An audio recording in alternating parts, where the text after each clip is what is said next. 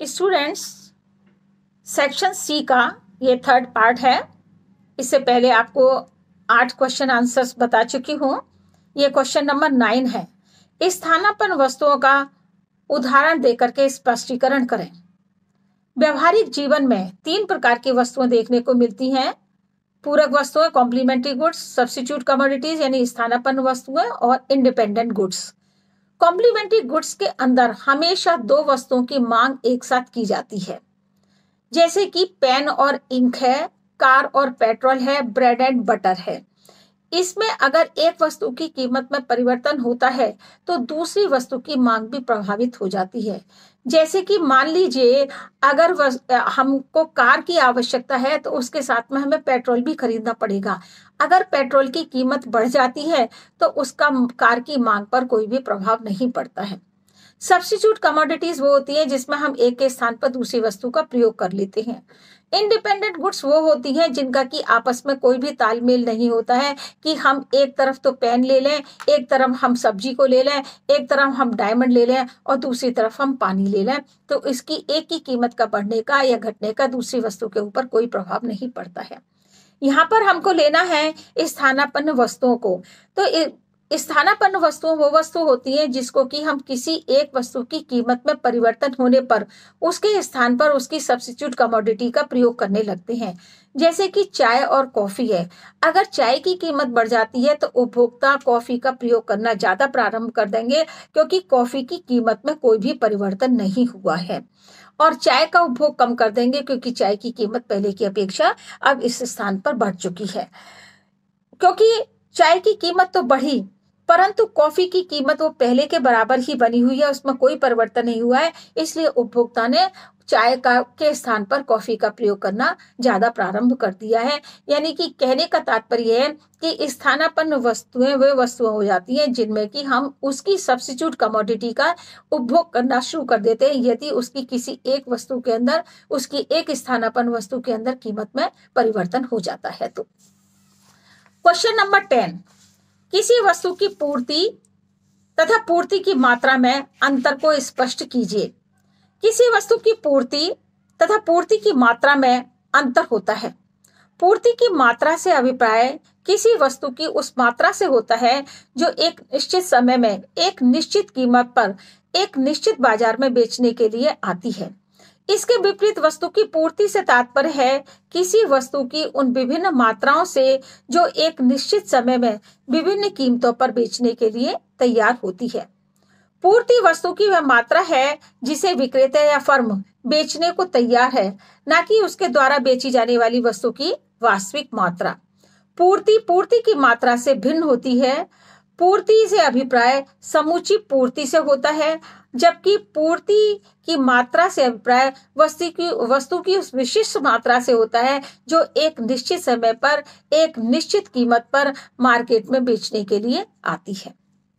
Number 11, समसीमांत उपयोगिता नियम क्या है?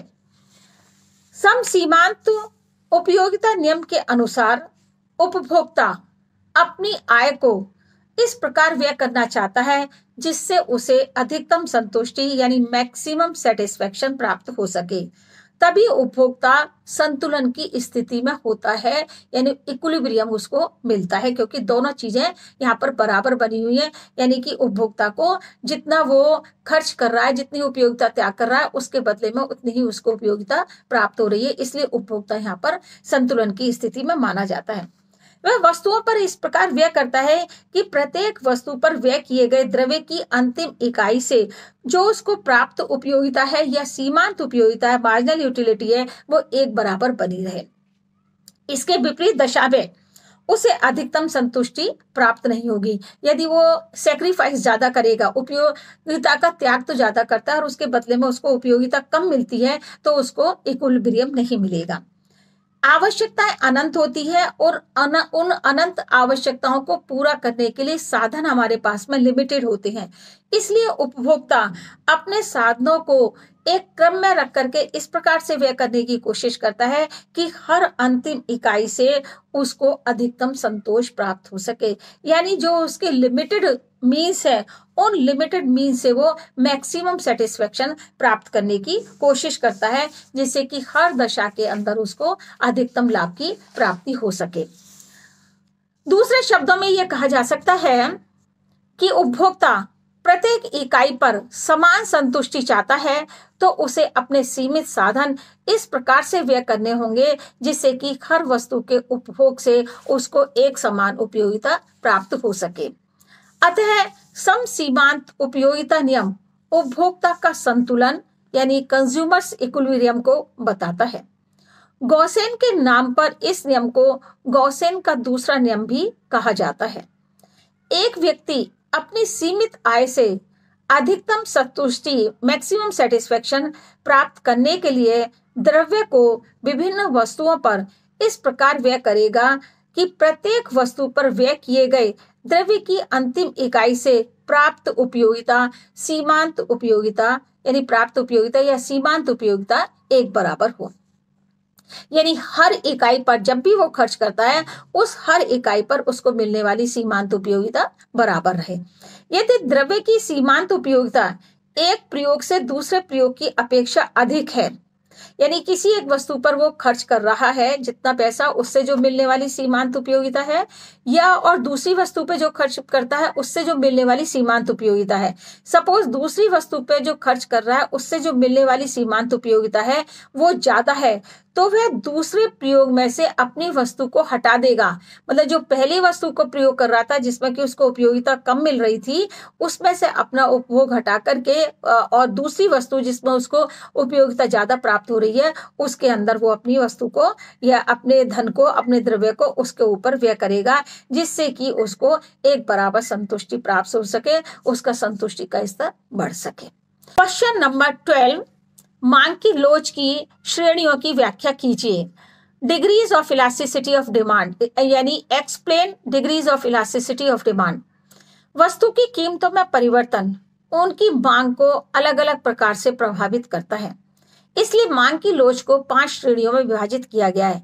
यद्यपि मांग की लोच 3 प्रकार की होती है, इनकम इलास्टिसिटी ऑफ डिमांड यानी मांग की आय लोच, प्राइस इलास्टिसिटी ऑफ डिमांड यानी कि कीमत की आय लोच, and cross elasticity of demand यानी कि आड़ी मांग की लोच।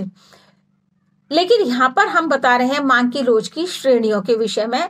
तो मांग की लोच की श्रेणियों को 5 भागों में विभाजित किया गया।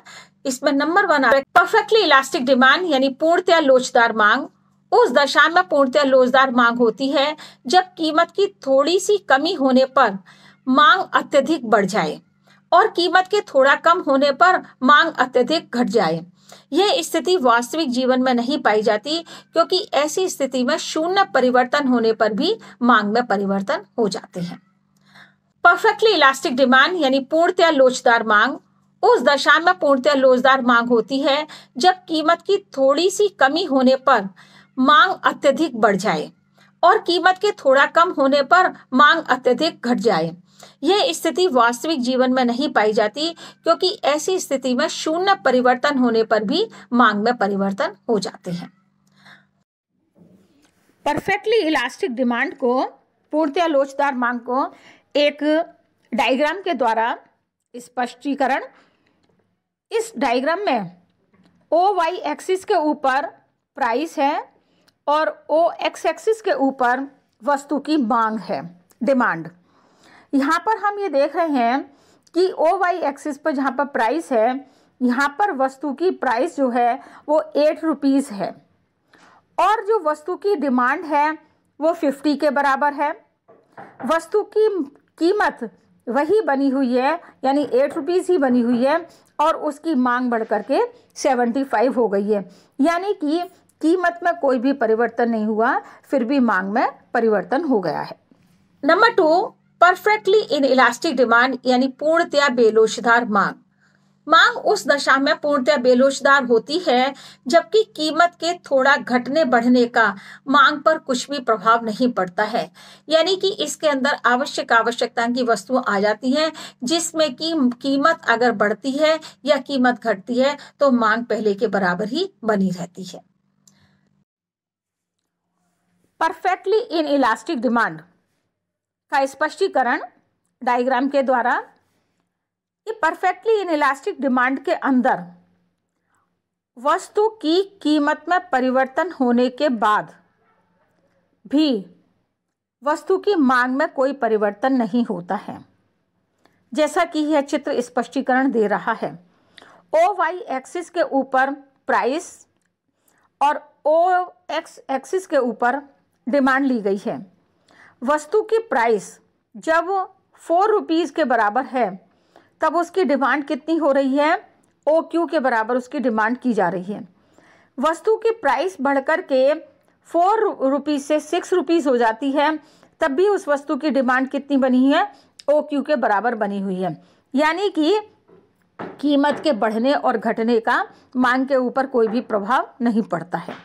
हाईली इलास्टिक डिमांड यानी अत्यधिक लोचदार मांग, मांग उस दशा में अत्यधिक लोचदार होती है जबकि कीमत में एक निश्चित परिवर्तन के फलस्वरूप मांग की मात्रा में उस अनुपात से अधिक परिवर्तन हो जाते हैं। उदाहरण के लिए अगर किसी वस्तु की कीमत 20% गिर जाती है लेकिन मांग उसकी 20% से अधिक बढ़ जाती है तो ये मांग अत्यधिक लोचदार कहलाती है। हाईली इलास्टिक डिमांड, अत्यधिक लोचदार मांग, जिसको आप स्क्रीन पर देख रहे हैं इसके डायग्राम को। ओ वाई एक्सिस पर हमने लिया प्राइस कीमत और ओ एक्स एक्सिस पर लिया है हमने डिमांड यानी मांग को। इसमें हम देख रहे हैं कि वस्तु की कीमत में और वस्तु की मांग में कैसे परिवर्तन हो रहा है। जब वस्तु की कीमत ओ पी के बराबर है तब वस्तु की कितनी डिमांड की जा रही है, ओ टू के बराबर। जब वस्तु की कीमत कम हुई है तो वस्तु की मांग में परिवर्तन हो गया, यानी वस्तु की कीमत ओपी से घट करके जब ओ आर हो गई तो वस्तु की मांग ओ टू से बढ़ करके ओ सिक्स हो गई है। ये साफ यहाँ पर दिखाई देता है कि पी आर का जो डिफरेंस है और 2 और 6 का जो डिफरेंस है उन दोनों में अंतर है, यानी पी आर में कम वृद्धि हुई है और 2 और 6 के अंदर ज़्यादा वृद्धि हो गई है। तो कहने का मतलब ये है कि किसी वस्तु की कीमत जितनी गिरती है मांग उससे ज़्यादा बढ़ जाती है, मतलब परसेंटेज उससे ज़्यादा बढ़ जाता है। किसी वस्तु की कीमत जितने प्रतिशत परिवर्तन होता है उससे ज़्यादा मांग में उस प्रतिशत से ज़्यादा परिवर्तन मांग के अंदर हो जाता है। नंबर 4, कम लोचदार मांग। मांग उस स्थिति में कम लोचदार होती है जबकि वस्तु की कीमत में जितने प्रतिशत परिवर्तन होता है मांग में उससे कम प्रतिशत परिवर्तन होता है। यानी कि किसी वस्तु की कीमत यदि 20% कम हो जाती है और उसकी मांग 20% से कम बढ़ती है तो वहां पर मांग कम लोचदार होती है। कम लोचदार मांग, लेस इलास्टिक डिमांड का चित्र द्वारा स्पष्टीकरण। जैसा कि इसके नाम से भी मालूम पड़ रहा है, किसी वस्तु की कीमत में जितना परिवर्तन होता है मांग में उससे कम परिवर्तन होता है। इसका डायग्राम जो आप स्क्रीन पर देख रहे हैं उससे साफ मालूम पड़ता है कि ओ वाई एक्सिस के ऊपर हमने कीमत ली है और ओ एक्स एक्सिस पर हमने डिमांड ली है। ओ वाई एक्सिस पर अगर हम कीमत को देखें तो पहले जब वस्तु की कीमत ओ एम के बराबर है तब उसकी कितनी डिमांड हो रही है, यानी उसकी डिमांड हो रही है ओ आर के बराबर। जब वस्तु की कीमत घट जाती है तो वस्तु की कीमत घट करके अब ओ एम के स्थान पर ओ एच हो गई है, लेकिन उसकी मांग बढ़ी है। मांग बढ़ी तो है यहाँ पर क्योंकि कीमत कम हुई है, मांग बढ़ करके कितनी हुई, ओ आर के स्थान पर ओ पी हो गई। तो अगर हम देखें ओपी का डिफरेंस ओ एम एच के डिफरेंस से कम है, यानी कि कीमत में परिवर्तन ज़्यादा हुआ है और मांग में परिवर्तन कम हुआ है। यानी कहने का मतलब हुआ कि इसके अंतर्गत जितना किसी वस्तु की कीमत में जितने प्रतिशत परिवर्तन होता है मांग में उससे कम प्रतिशत में परिवर्तन होता है। एवरेज इलास्टिक डिमांड यानी औसत लोचदार मांग औसत लोचदार मांग उस स्थिति में होती है जबकि किसी वस्तु की कीमत में जितने प्रतिशत परिवर्तन होता है, मांग में भी उतने ही प्रतिशत परिवर्तन होता है।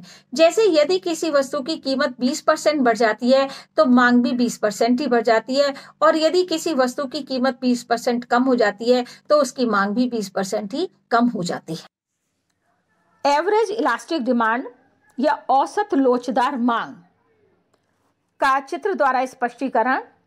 यह चित्र आप स्क्रीन पर भी देख रहे हैं, उससे यह मालूम पड़ता है कि इसके अंदर जितने प्रतिशत वस्तु की कीमत में परिवर्तन होता है उतने ही प्रतिशत वस्तु की मांग में परिवर्तन होता है।